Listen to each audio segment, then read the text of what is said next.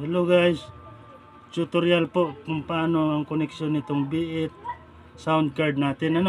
Iba daw kasi nagre-reklamo sa hindi daw gumagana. Ito po ang una dito, ayan. Ito sa connection dito, ito yung sa cellphone mo, ayan. Yan siya guys, ayan sa cellphone. Tapos itong pangalawa sa charger, ayan. Charger yan siya guys.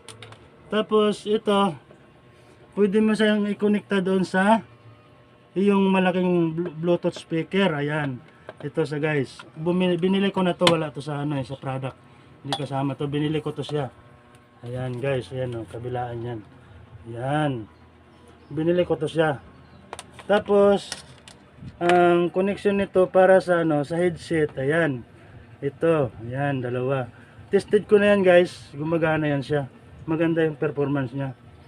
Sa mga dyan, yung mga nagtatanong kung paano ang setup nito sa B8 sound card, ayan, ito guys, maganda naman yung quality nya, maganda sa nagsisimula mag live streaming, ayan guys, ayan, ito yung headset ko, ayan, ito nakakonekta, ayan, okay na sa inyo guys. Isa-isahin nyo guys, isa-isahin ko ito yung sa cellphone na pang live mo, ayan, sa pang live na cellphone.